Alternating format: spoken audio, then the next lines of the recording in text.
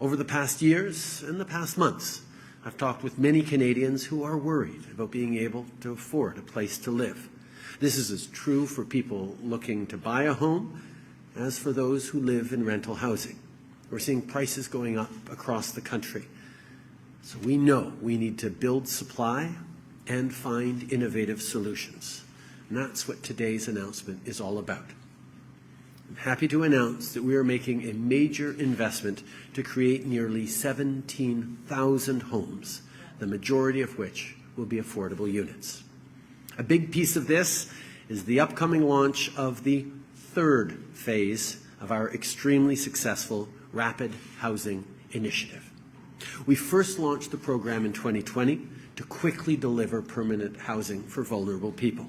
At each stage, this program has exceeded expectations. The first 2 rounds of the Rapid Housing Initiative are set to deliver over 10,000 units, outperforming the 7,500 we initially hoped to build. With today's announcement, this third round will build 4,500 more affordable units from coast to coast to coast. The impact of this program is evident right here at YW Kitchener-Waterloo's new Block Line Road building. This supportive housing building is now home for dozens of women at risk of homelessness or who were experiencing it until these units were built. During the round table, we all got to hear from 2 extraordinary women, Renee and Erin, who were sharing their stories and sharing how important it is that even as we invest in the safety, security, stability of housing, we're also investing in the community that goes around it to allow people to build their own path and their own potential. I know everyone around the table was moved to hear their strength and their courage and inspired for the future that we're going to continue to work on building together. Because when people have stable homes, they can build more stable lives.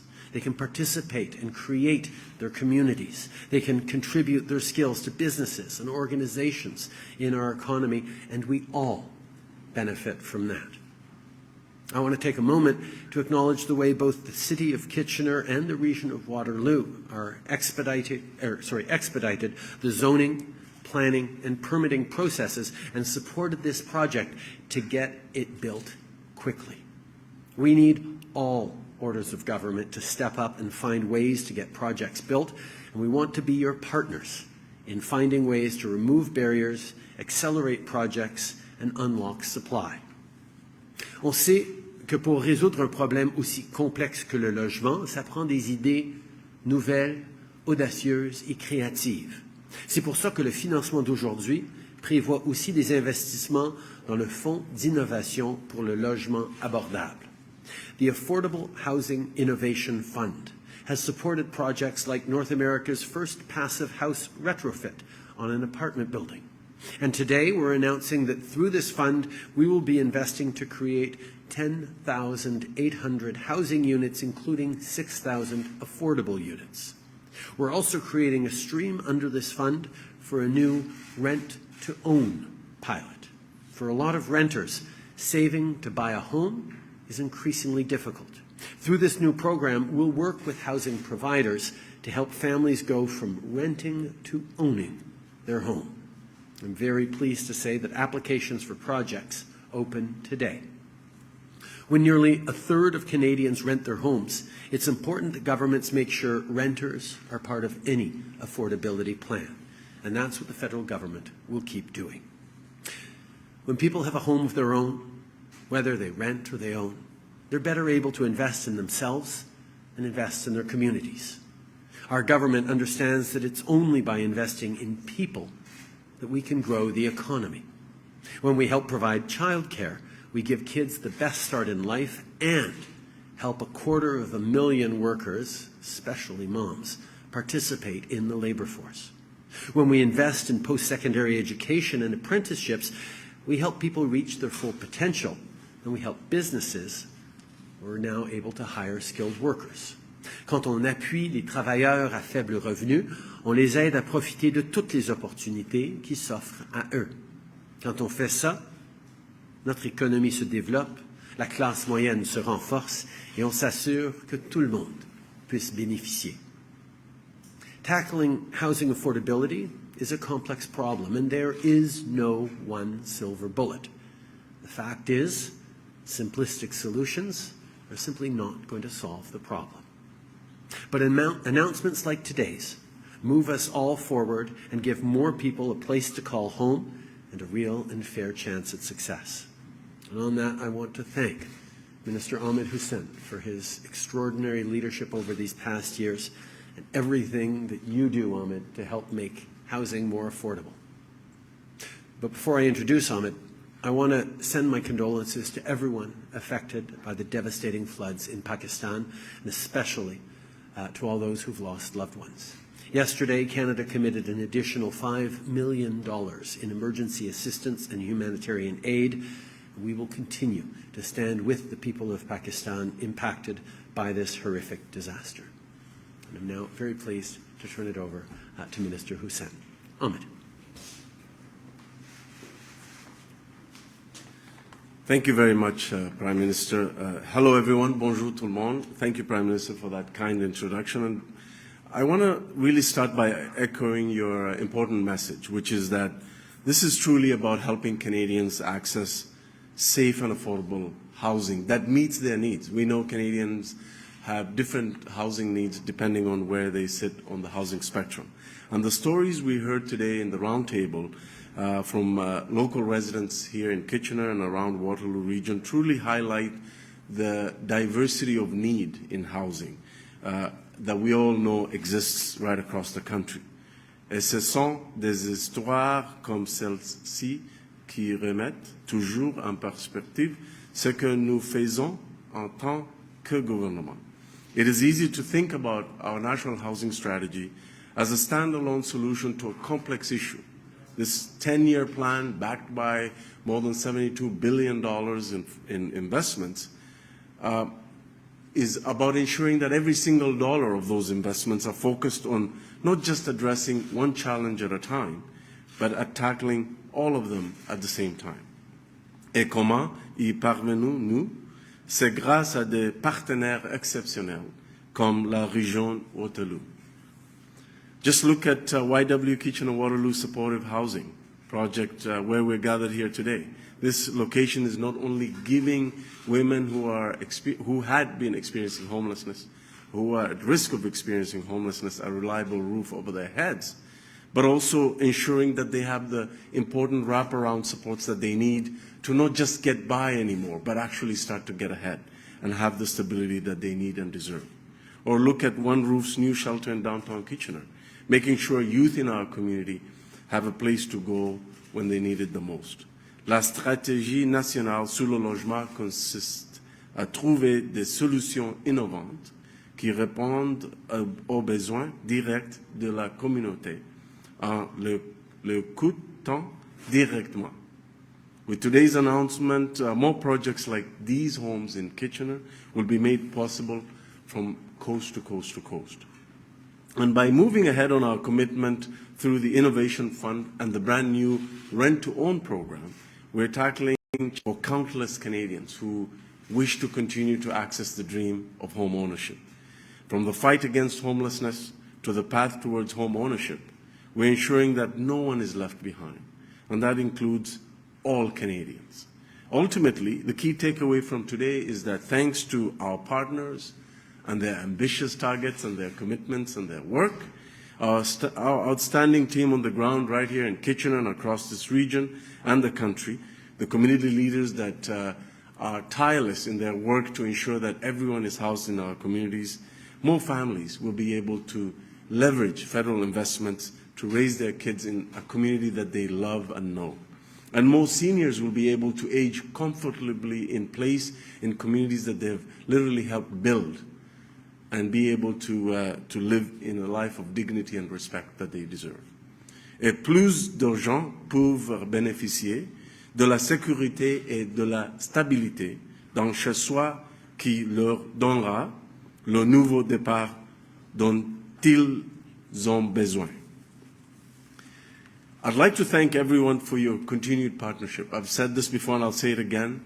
Your hard work and your commitments and your guidance and your perspectives have helped us to make sure that the National Housing Strategy works in every part of Canada. Your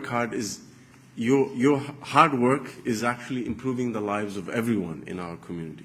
And by working together and by constantly challenging us to do more and making sure that our National Housing Strategy has the biggest possible impact to meet the needs of the local residents here, I have no doubt that we will be coming back for more announcements and that we will ensure collectively and together that everyone here has a safe and affordable place to call home. Merci beaucoup tout le monde. Thank you. Merci. Nous avons maintenant 20 minutes pour des questions, une question et une question de suivi. We will now have 20 minutes for questions from media. One question, one follow-up. Please identify your outlet and your name. We will start with the first question. Hi, good morning, good afternoon. I'm Carmen with CTV News Kitchener. In this region, we have an encampment where residents have been told to leave. They can't afford a home and they can't rent, and that's why they're living in these tents. Councillors are working to develop a plan, short-term interim solutions. What does your government propose to do to ensure that these, long-term solutions are available to these folks? Well, I know how challenging it is right now for residents in the region, but particularly for those facing homelessness. That's why the municipality has stepped up in responding it, but the federal government has a role to play as well, and that's exactly why we're making this announcement today. In 2020, we created something called the Rapid Housing Initiative, which was in a partial response to the pandemic, where people needed to get inside to safety and be able to stay isolated. So it was a program that allowed municipalities to purchase hotels, motels, to build rapid modular housing. The one condition we had is it had to happen really, really fast. And this is an extraordinary example of exactly that, that delivered housing units in months, not years. That program was so successful in its first offer, not just in getting more projects built than we expected, but creating more housing spaces than we thought. We renewed it for a second round, and we're now announcing today that this fall we'll be renewing it for a third round. So these are the kinds of projects that invest directly in municipalities to make sure that rapidly people are able to find affordable places to live. It's about every order of government working together to deliver, to offer those not long-term but medium-term solutions for people who are facing such short-term stresses. How many affordable housing units can we see in Waterloo Region in particular and in Guelph? The investments in the Rapid Housing Initiative are across the country because we know there are needs in rural areas, in urban areas, from coast to coast to coast. Every area gets to commit and to put forward great projects, and I know from having conversations already with local organizations and municipal leadership, there's a lot of excitement about the projects that they know are going to be able to be put into the mix for Kitchener-Waterloo Region. My name is Liz Montero. I'm a reporter at The Record, which is a newspaper here in Kitchener. And I'd like to follow up on what Carmen was speaking about. And specifically, in Waterloo Region, we have 21 encampments that we know of. And that means that at least 135 people are living outside without a home. And recently, the region has recognized that sanctioned encampments is a temporary form of housing. It's a temporary alternative. Yet it is the same region, though, that is taking many of these residents at one particular encampment through court action to evict them from there. So how do we remedy that when, on one hand, we're saying, yes, we want to assist you, we're doing everything we can, but yet we're taking you to court and we're going to evict you? I know those are important issues that the municipality is struggling with, and rightly so. What the federal government is doing is being there as a partner to make sure that these pressures become less, to make sure that there is a creation of stable housing supply, of increased supply of affordable housing, so that people don't have, as an only option, to live in an encampment or to be homeless. We know there is a need for more affordable rental homes. There's more need for supported housing. There's more need for wraparound supports. The federal government is there as a partner, particularly when it comes to investing the necessary capital to be able to build places like this. But the province and the municipality have important roles to play in making sure there are the services that are there for people.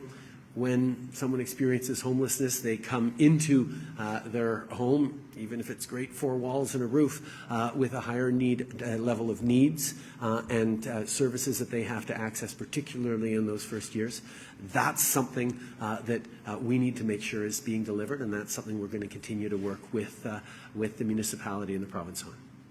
So the money that you're announcing today then will assist the region and the municipalities here to build temporary homes for some of these people? Build rapid homes, but not necessarily temporary homes. We know that there is a need that is not going away anytime soon. We see our populations are growing, particularly in vibrant areas like Kitchener-Waterloo.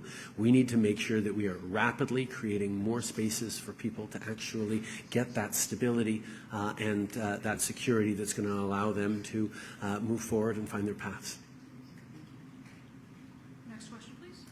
Good afternoon. James Sharani with CBC KW. I'm just wondering, what do you think is behind the rise in threats that politicians are facing?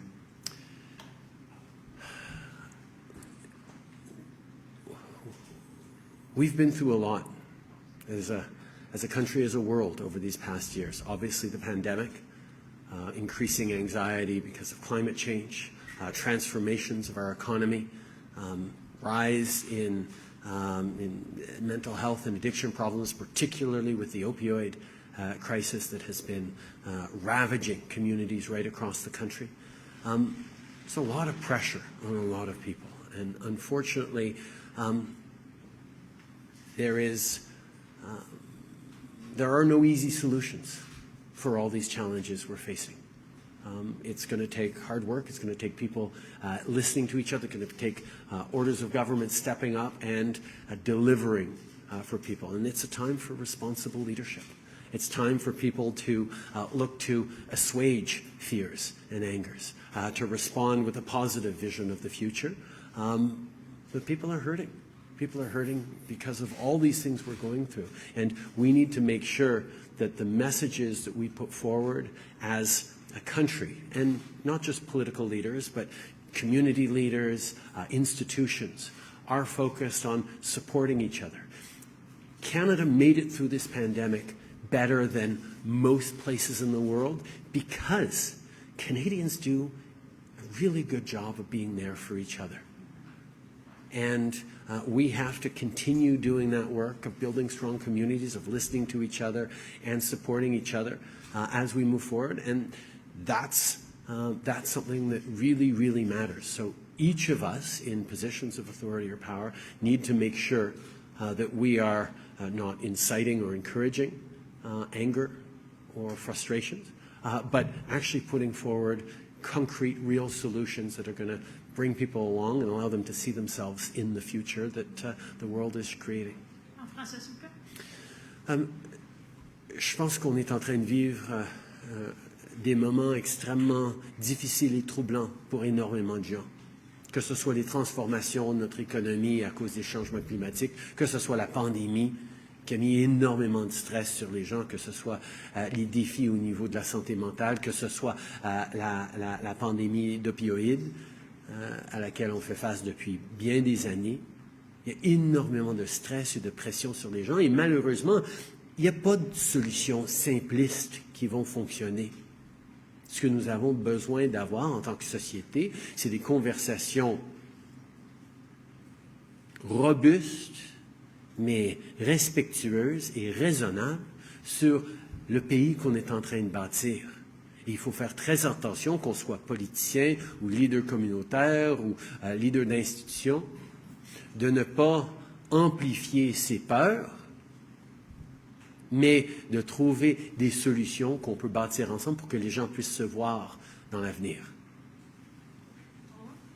Great. Yeah, and as a government, you spent a lot of money on affordable housing projects, but what role do you think the federal government can play in setting up quotas for developers so that a minimum number of affordable housing units are created in all new builds? I think, as you know, the federal government over the past number of years has stepped up massively, whether it was with 2017's National Housing Strategy, which has created new homes or found places to stay for about 1.2 million families over the past number of years. Or further investments like the Rapid Housing Initiative, like the Municipal Partner Accelerator Fund that we're working on. There are many, many things the federal government can and should be doing, particularly after 10 years of a previous government that did not invest in housing across the country. We know that there is a role for the federal government in housing, and we are stepping into that space in a very strong way because the needs are so significant. But at the same time, the federal government can't do everything. And that's where making sure that municipalities continue to play their important leadership role in responding to concerns on the ground, but also provinces need to step up in the way they challenge developers to include more affordability in their builds, the way provinces look at zoning, the way provinces participate in funding projects like these. These are the things that all orders of government need to have to work together on, and the federal government will continue to be there to do our share, to do more than our share, to make sure that we're building the right future for everyone. Thanks. Next question, please. Hi, Prime Minister. Good afternoon. My name is Brent Cater with City News here in Kitchener. Evictions have been used as a tool before to deal with homeless encampments here in the region. One of the struggles, though, despite adding affordable housing, has been to try to transfer those individuals into those affordable units. Is that being taken into account into your plan about the actual transferring of individuals? Well, I think one of the things that we need to understand is people who are experiencing homelessness have experienced a certain degree of failure of the system to support them, to give them what they needed to be able to prevent them from having to end up living homelessness.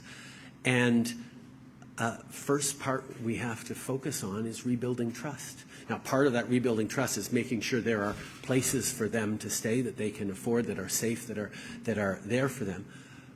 But there's a lot more than just the bricks and mortar that is needed. There is need for community supports, health supports, counseling, but there's also a need for building community where people can find their, their thing, whether it's gardening or whether it's community mentorship, whether it's sports, whether it's community activism. Like, there needs to be a level of wraparound supports that so many different organizations need to come together to do. And that's where, similar to the federal government, provincial government, and a municipal government working together to provide those supports, there is work to do to rebuild trust and to demonstrate that there is a commitment not just to putting someone in a box, but to making sure that they're living a full life as they move forward, and that often requires more investments than just a roof.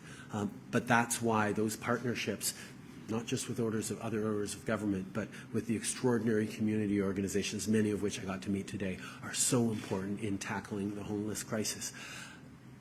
We have committed as a government to ending chronic homelessness in the coming years. It can be done. We're stepping up, and we'll continue to step up to do our parts, but it's going to take a lot of other people stepping up as well, and we see that every day with the extraordinary people in the sector. Thank you very much. Follow-up question? That's it. Thank you.